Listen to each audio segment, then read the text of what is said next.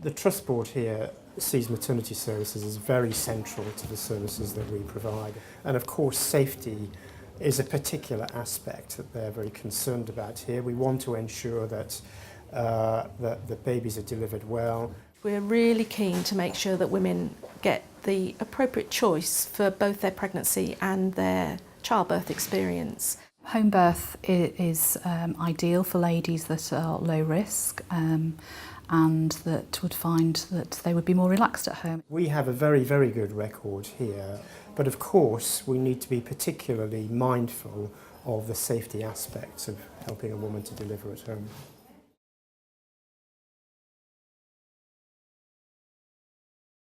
Some of the homes are quite small and they're cramped. Sometimes the homes can be in the middle of nowhere. Yeah, get in touch and tell them how to. We do risk assess the environment usually about 34, 36 weeks. We tend to discuss home birth and things like transfer to hospital and any problems that can happen with the lady and usually a birth partner. You have to adapt all the practice and knowledge you have to the different settings that you work in. It's like 4 days later. We have always had a really good home birth rate, and then we had a bad incident that happened in the community, and following that this confidence of the community midwives really seemed to drop. We did unfortunately have an unexpected incident at home where we had a maternal death at a home birth a couple of years ago, and that really upset obviously a lot of the midwives.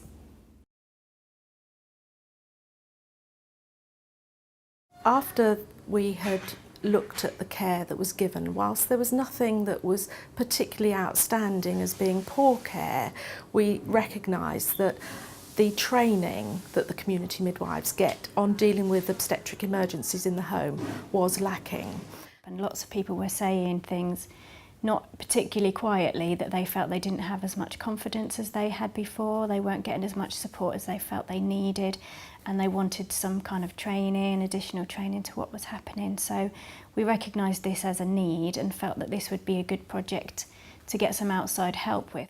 It was really trying to make the community recognise that we did feel they were important, because there was quite a low self-esteem with the community midwives, but actually getting the doctors to recognise that the community have an important role to play.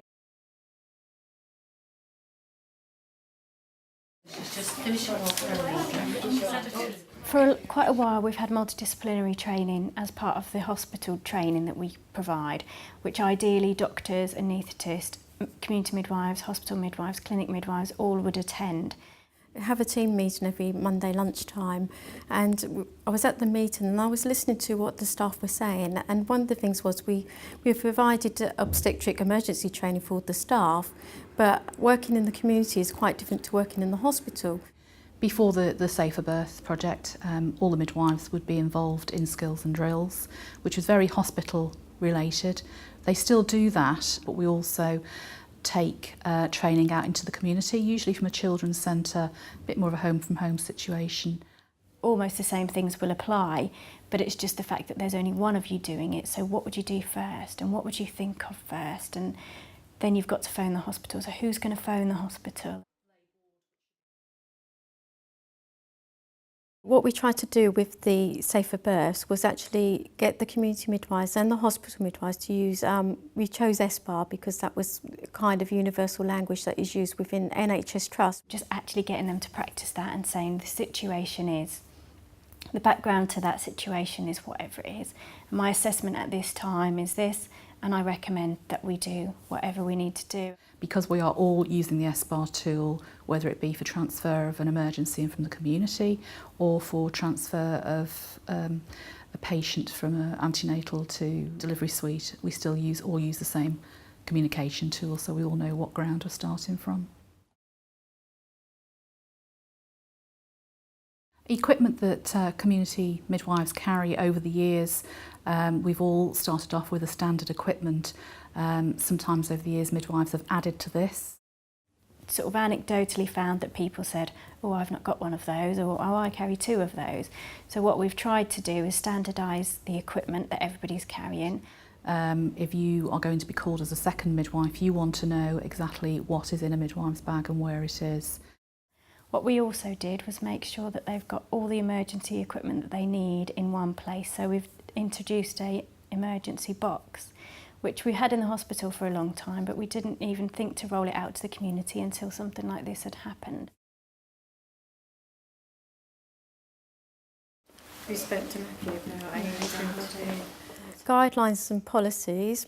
Again, that's a simple thing to do, but it's actually, you need people that have worked in the community as well as the hospital midwives to work together to think about, if this happens in the community, how would I deal with it? So what we then needed to do was amend the guidelines, look at the paperwork and the documentation that they then are writing on, so that that works in the hospital setting and in the community.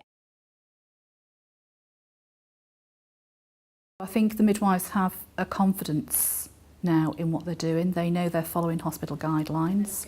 A lady in the community was having a postpartum hemorrhage. Community midwife phoned the emergency phone, very confidently gave the message, was very happy to say what was happening, what action she'd already taken, and gave the right recommendation. With the training that we've now initiated into the community, our home birth rate is steadily increasing again, and last month it was up at 5%, which is actually very, very good.